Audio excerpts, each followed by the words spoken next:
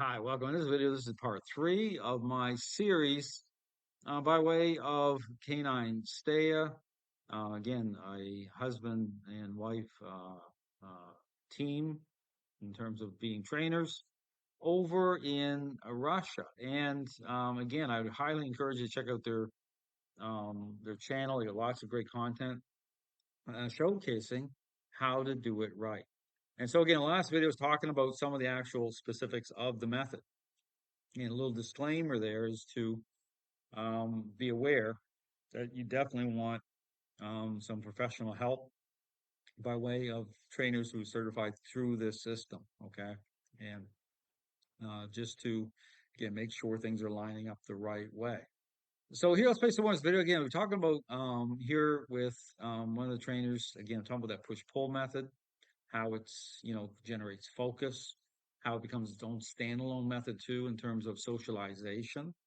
Okay, and as well as again certain specific things where the dog has to get, say, vaccinations or grooming done. It's a way to start to line things up to change focus of the dog so the dog is agreeable to being brought under specific control and influence. This is a really great technique because by stopping and turning the dog away, the dog begins to feel that you are taking the initiative. And that is very important when it comes to behavior correction. The fact is, many people online talk about needing to be a leader, being the boss, and needing to lead. But in reality, they are always just reactive, testive. That's true. So understand there's these, you'll hear certain like concepts out there in the dog training community, certain terms. Leadership. I mean, that's a big one. You'll hear balanced dog trainers talk about leadership. You'll hear some force-free trainers talk about leadership, play-based trainers. But beyond just this kind of over-encompassing, term, what does that actually mean? And this is where you get into specifics of where the approach matters. Okay, at the social level, those core ingredients being reconciled. Understand that, it's like this type of kind of generalized terms that are out there. Trainers will use words like energy. They'll use other terminology. It's just like, well, what the heck is that? Energy. Yeah, it's about relationship. Okay, it's about that connection. But what is really the driving, force? I use the word force. It means, in terms of at the social level, that is establishing a better relationship. What is the actual specifics of the method itself? And that's where I get into that. That's where you drill this down and say, here it is, the interactions. This is how they line up. Then this is where how tools align through that. But if you skip over that, if they're not reconciled that way at a personal level in terms of relationship, if you use certain tools, they're not going to line up either. You're going to have problems. You're not going to be able to get the tool off the dog. Or if you take it off the dog is out of control again. I mean, there's so many things that factor into this, okay, to make sure the foundation is right, is the right foundation. And then you go from there. The dog bolts forward, and they react to that in some way. They try. Here's a good example. All this back and forth, right? And then the yanking, cranking, it's reactive. They're not dialed in. You have a relationship problem already. This dog's expressing control. Okay, you have to be proactive in the sense of intercepting. How you're moving, how you're, guiding and corralling the dog into certain positions.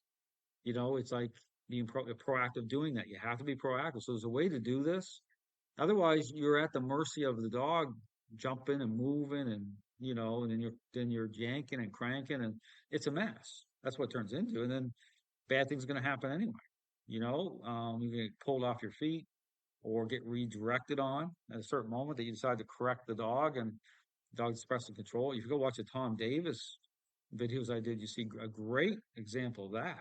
I line that stuff all up. Try to switch the dog's focus to themselves with treats, try to yank the leash. And That's right. Like treats, we try to bribe the dog, I want to change the focus.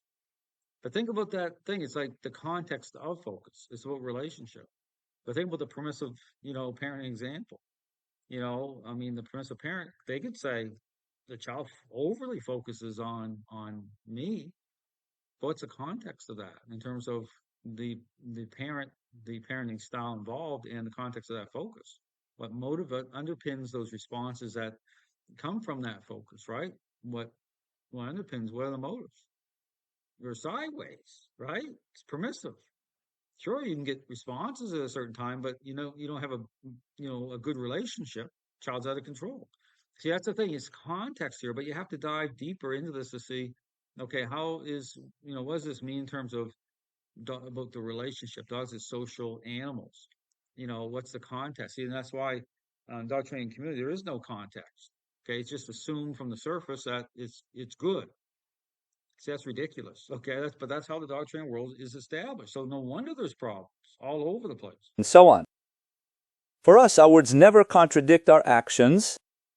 We are always very specific when we talk about what it means to lead a dog. We are literally leading and guiding, learning to. So yeah, leading, right? Dog understands intent through the direction of how that leash is, angled and the movement, right? And so the dog is motivated to come into agreement with those movements. Okay. It is a demand because we have to bring that in once a relationship problem is underway, because the dog's not a follower. Okay. The dog is the perceptions have already gone sideways. So we need to engage this way, right? But it's how it's done. Okay. It's done in a way that's reasonable, that's not overly forceful, right? It's going to be, yeah, there's going to be, direction. There's going to be control established, intentional control. There's going to be movement, right? There's going to be influence happening, but it's about the dog understanding through intent.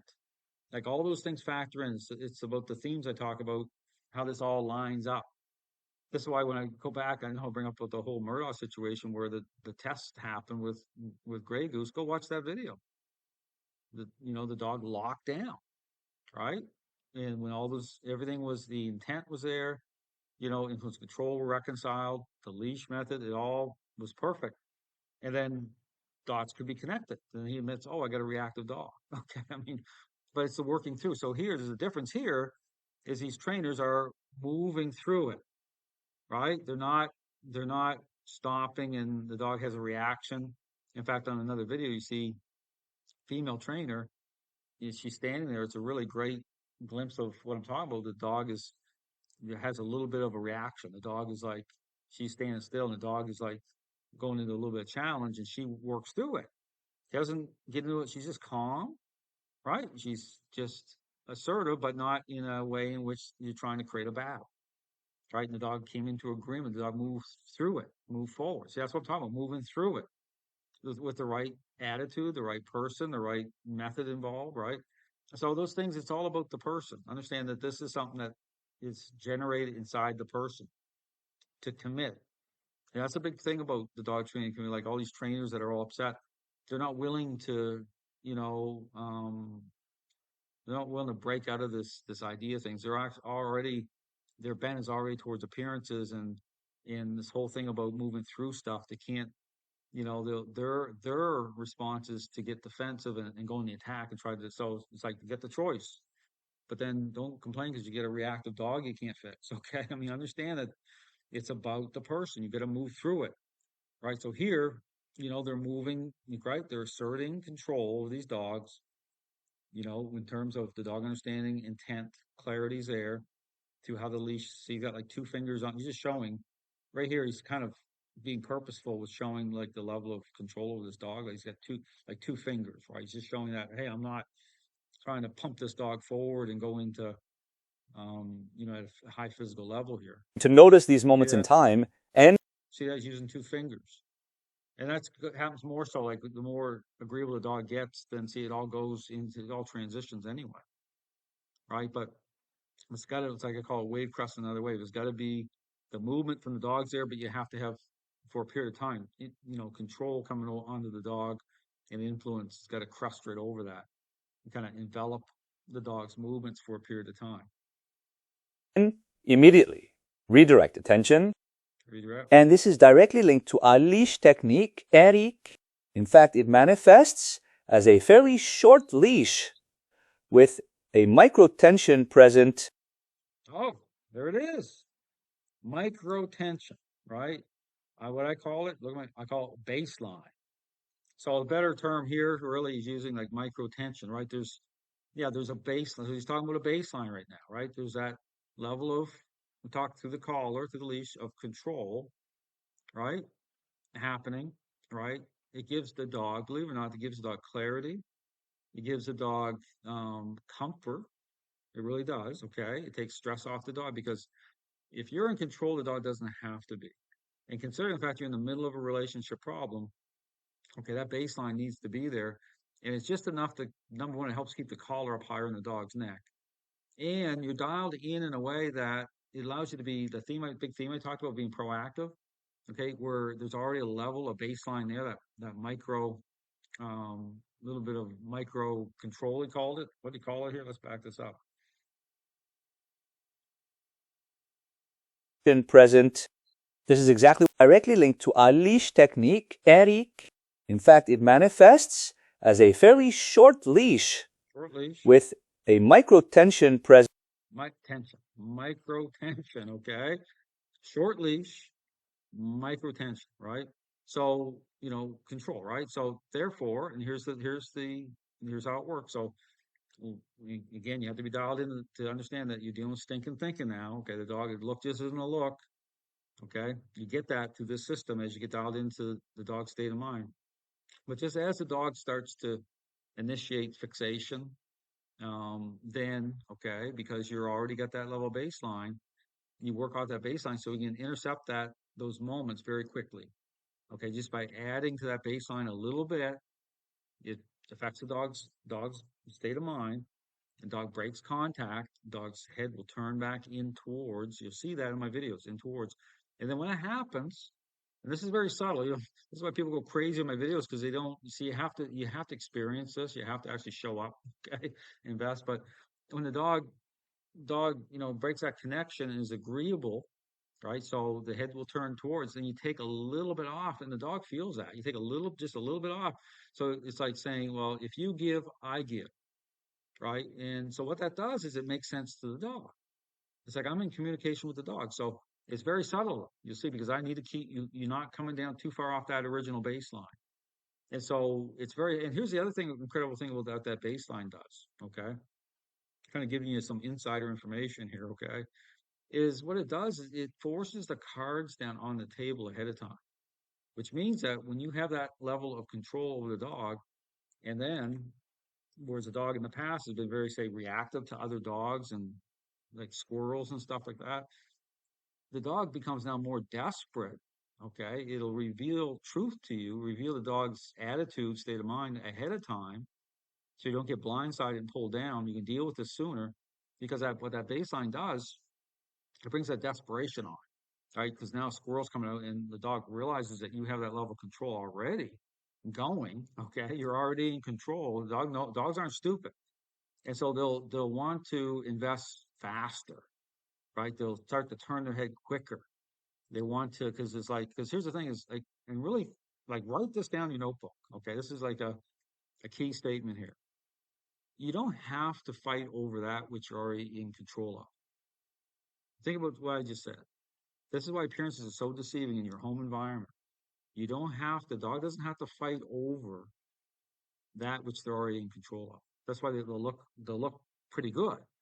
But when you start to change how you're interacting, you bring control into the equation, you'll see the dog get desperate. All right. Start to want to like really like supply, right? Supply source. That's why you got to bring that factor in the crate control because the freedom now isn't good at that level. Because but you're going to see it now. But understand, you're going to see the real deal. You'll be like, what the heck is going on? Why is my dog like trying to lunge at the cat now or trying to lunge at the other dog and getting really desperate? Because here's a story. I was helping one guy. I mentioned this a couple of days ago when I was talking. I had a person there just giving these kind of examples. I was helping one guy here in Florida a while back, and he had like two pit bulls. And one, he already knew one was more of a problem than the other one. But these dogs were always together. And I already knew right away when I heard that, well, one's fueling off the other one. Okay. It's that type of dysfunctional connection. Okay. But they're both in the crate together, like outside, they had a crate and they're just together all the time.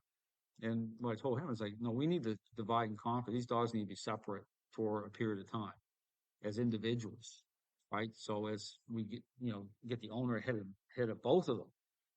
But here's the thing: as soon as we separated them or on leashes, like he had one, and I would start taking the one that was more of a problem, like lashed out really quickly, tried to bite the other dog really hard. Didn't get the dog, but really tried. And the owner was like, Dale, what the heck was that? What happened? I never seen him get that aggressive, like try to cheap shot like that.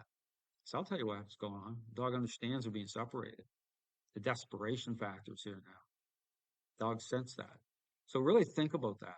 Understand that dogs are amazing animals, but they know. So that baseline, okay, is going to force the cards down, which is what you want.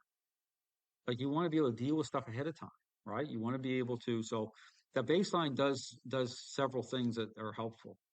Okay, I understand it's very different for people to work off because when trainers, already established trainers who approach things differently, see my videos and they see that tension on to the leash and to the collar at a certain level, like they go crazy because what's their whole thing? They want to release the dog. They want like to use the treats. They want to just generate appearances. They want see, and it's totally wrong. They never fix dogs properly. They don't fix dogs on them at all. And the blame shift, and then the hypocrisy of it all. Like they'll try to bring judgment down on what I'm doing, and then you have no clue what they're doing in the background with just this shim sham operation they got going on. It's the truth. It's all over the place. All these trainers are doing it. So, but that's why I'm talking through stuff. So people understand, okay, this is what's really happening here. Yeah, but if you watch my whole videos, this is why I talk through everything. It's helpful. So again, anyways, talk about micro tension. That's another little way to talk about this, what it is. Present. This is exactly what contact is. It's a bond. Our direct influence, and it is basically like leading a child by the hand across the street. In a calm environment, the dog is trained to react to this appropriately. It understands what I want from it. Yeah. And by pulling the leash upward and slightly to the right, I make the dog.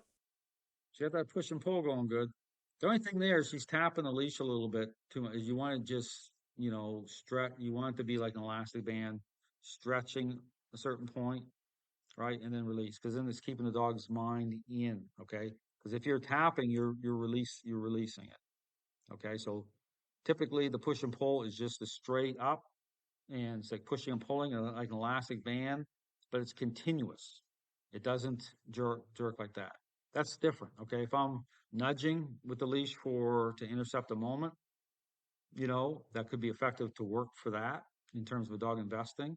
If it doesn't work, then there's a kinetic principle. We'll all apply the pressure and it'll break the dog's state of mind that way. Okay. So I can switch method depending on the level of investment. Here, if you're doing the push pull, you want to just do it straight, it peaks. It's only for a couple seconds. So just like push pull and then take your hand away. Okay. Turn this way. Plus, at the same time, I use my hand to touch it here. Again, to engage its attention. It's like saying, hey, buddy, wake up. Don't get hung up on that. I am here. You should be going with me. I am essentially awakening its attention here and now, connecting with it directly. Many will say now that the leash should always be slack. You shouldn't do that because it is precisely a tight leash that provokes the dog into negative behavior. But in reality, it is a matter of settings. How have you established this contact with the dog at all? That's right. I talk about finding that sweet spot, at the baseline. So yeah, if it's too high up, it's going to bring conflict in. It's going to bring challenge in, right? You got to find that level where it's just like we call it micro tension, right? It's that level you're working off of. Okay. So, but not slack either. Slack causes, then it's that crunch because you're not dialed in. So there's slack. You don't have any, kind of communication that way to know the dog's head's already turning. And then it's like, then you notice, oh, and then you're jerking that leash. But if you have that micro tension, as he calls it, then as soon as the dog moves, you can, even if you're not looking down at the dog, you can feel that turning to the leash because, you have that little bit of tension there. So you're able to feel those movements like in real time right away. And then you can respond to that. Okay. So that micro tension, as he calls it, that's important to have. So we'll start 20 minutes. Like I said, keep these within about 20-minute part. So, but again, I'll be putting out some, like 5 minutes in here, but I'll be covering a lot of ground here for anyone who's interested in the system of training, talking about certain things. But like I said, to put this together, I understand there's a lot. Even when I, was doing some training here the other day, my big focus is cover the main points first, okay? Because you're not going to be able to do everything all at once. I mean, it takes time, like these little add-ons, right? These adjustments, right? But to keep it safe too is like I'll tell people if you're in doubt about the dog's reaction, use the muzzle. Keep it safe. I'll get away with not using a muzzle because of the fact I'm so like everything's automatic for me. Like I can be paying attention to certain things and doing things automatic so I can notice certain things, whereas someone else, they may miss the fact the dog's about to explode because they're focused on certain skill sets they're still developing. Okay, so my kind of encouragement is understand that you as you do this, it's like you want to cover the main skills first, get those down. Like something I said the other day to the dog owners, like one thing, if you watch all my videos, you'll never see a dog going in front of my feet. Like that line is there for a reason, right? You want to line it up, not just physical, but relation. So, but that's something you can do right away. You just say to yourself, from now on, there's no way a dog is getting ahead of my toes. The leash is going to be active, right? Stopping the dog, putting the dog into a sit, returning into the dog, but the dog is not going to advance forward that way, period. That's something you need to kind of get set. That's one thing right there you can do right away. And that helps a lot because right then the dog already feels that. The dog like senses that that's there. Establish that line in the sand right away. So thanks for watching. We'll be putting out another part here shortly.